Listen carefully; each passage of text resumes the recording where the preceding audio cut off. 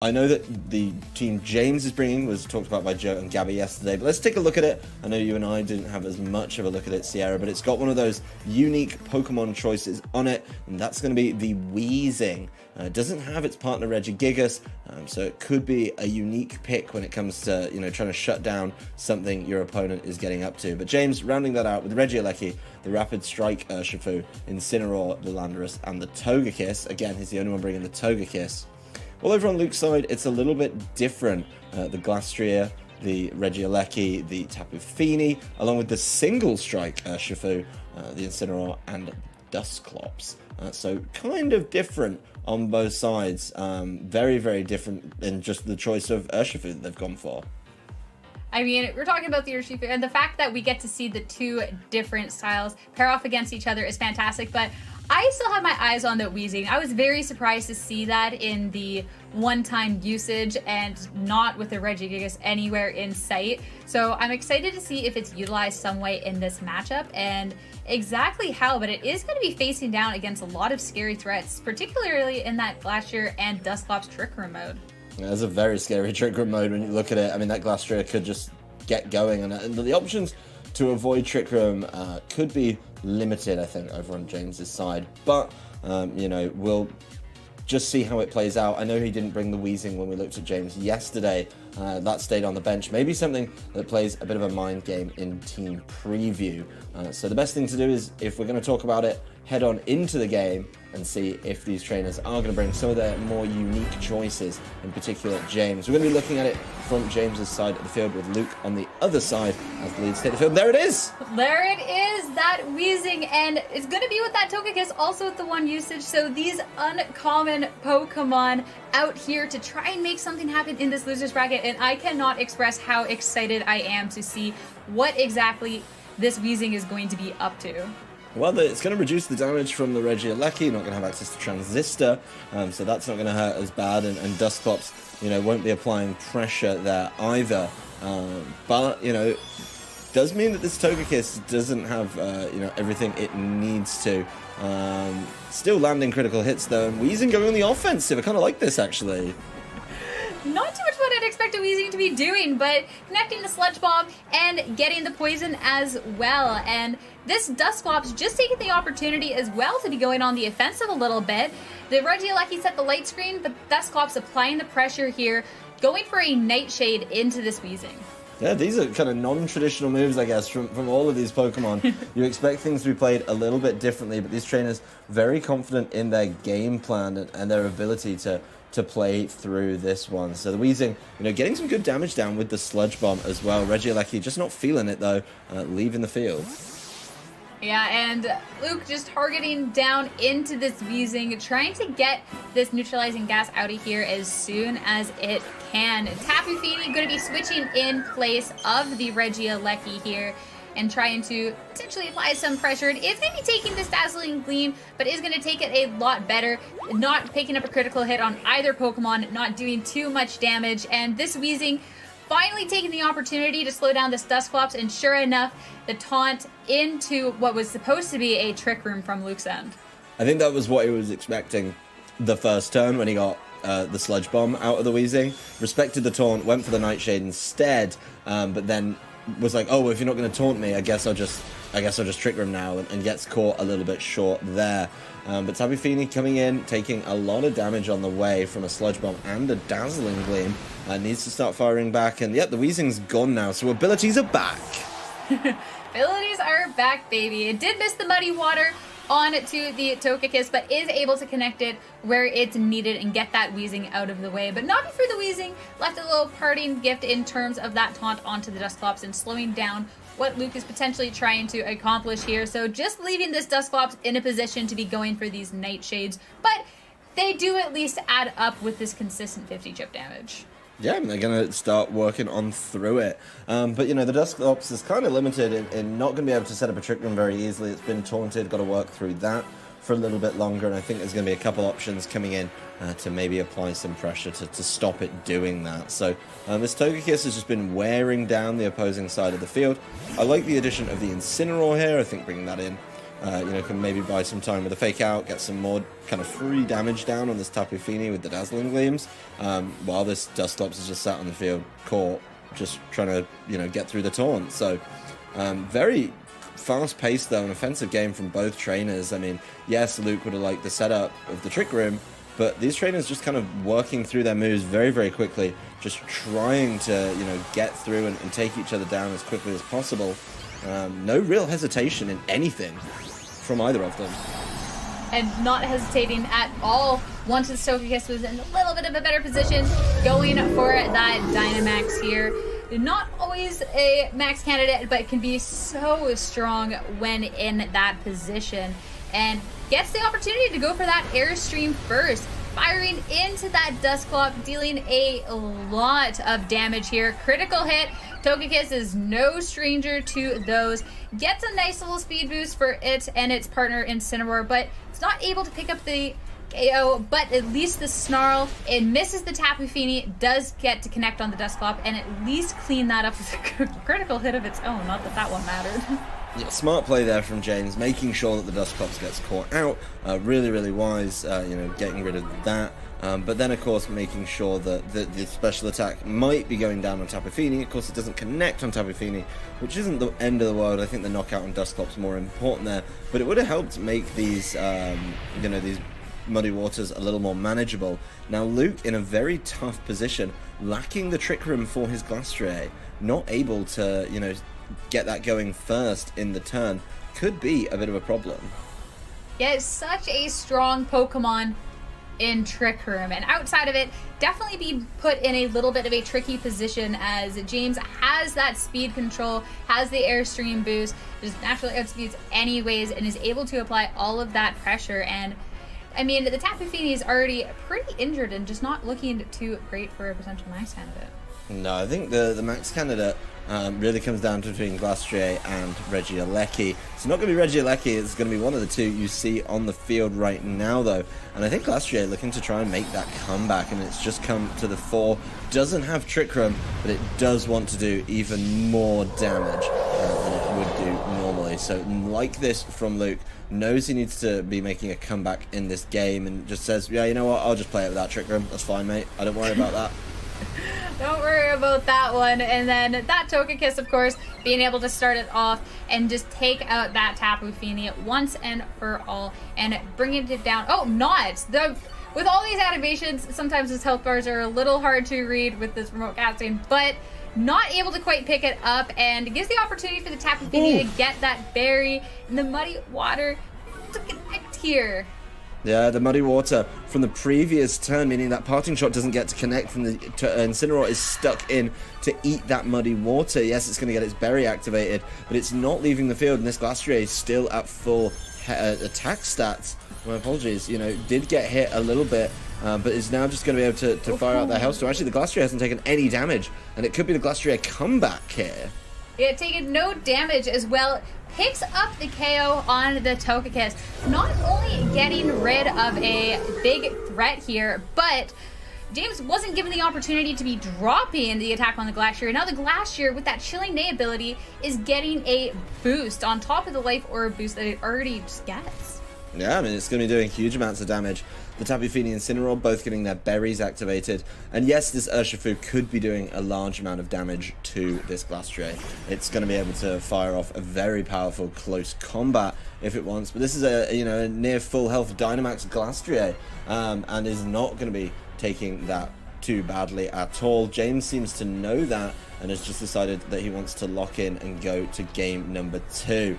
This game was fast, this game was furious, and James has said, well, I've made a mistake here, I'm just going to have to move in to the next game. So this is going to be, Luke trying to keep his tournament going. James needs to win this one to stay in.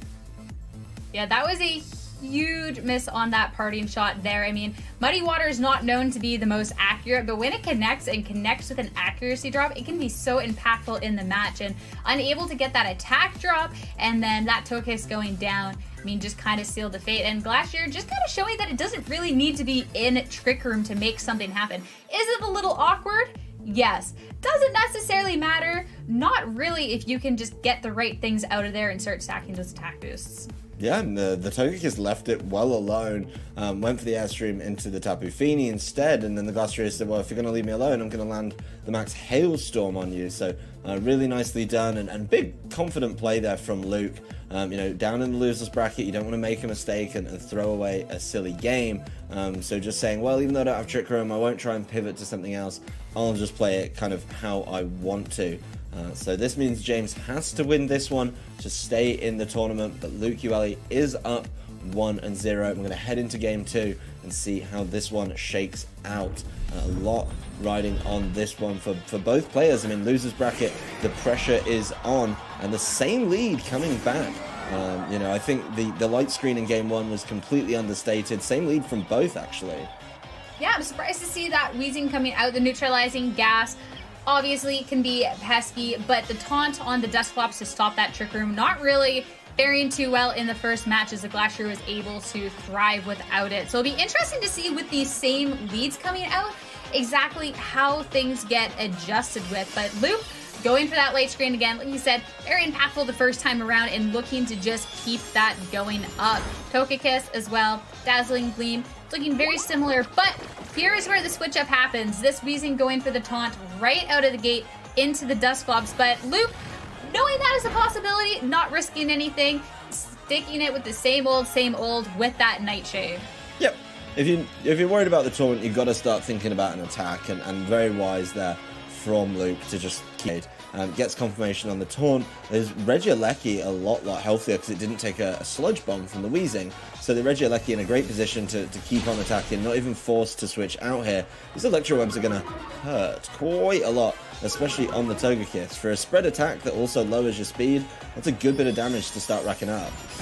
Especially, that would be doing so much if Regieleki had access to ability, but still how strong it is, and it's going to be taking some damage in return, but that Electro Web does so much. But ooh, the poison as well onto the Regieleki. So picking up that damage, picking up that poison, but the Weezing is at least getting consistently chipped down from this Dusclops. But the Regieleki just holding on with that 1 HP here. Yeah, the Regieleki's sticking around for this one, making sure that it can maybe throw out another one of these Electro Webs. And those Electro Webs kind of forcing James's hand a little bit here on his Togekiss. You know, the speeds have been going down. You've got to start getting those speeds back up.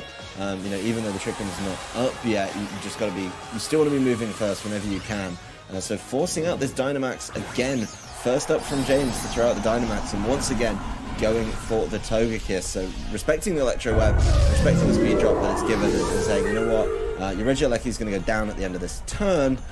Then I'll be good to use the Togekiss, and even with your Electro Webs, I'm just going to be able to counteract that with the Max Airstream. You know, Weezing not wanting to go down this time around, but Regieleki, Luke taking the opportunity to target instead into the Togekiss. So fantastic targeting there, being able to switch out. So that Regieleki that we talked about being done at the end of this turn, not quite. Will it take that fate later on? Potentially, but instead it's going to go hide in the back, and the Tapu Fini is going to be joining the field. And Togekiss took a big attack, but is going to deal out a attack, not quite as impactful with this light screen and lack of a critical hit, but at least does get the opportunity to start building up that speed that it kind of was missing from that Electro Web.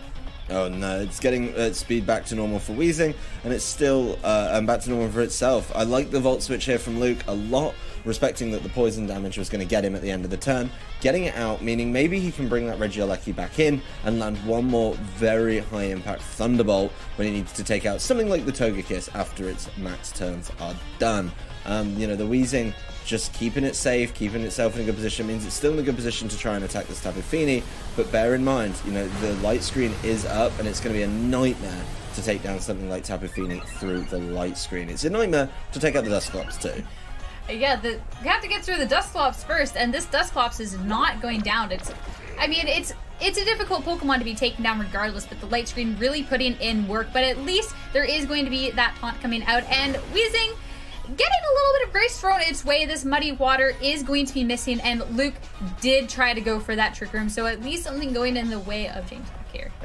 Cheeky there from Luke, trying to weave that one in, but it probably gives us an indication of what's in the back. and a kind of an indication of that game plan again. But this Weezing Togekiss have sat on the field.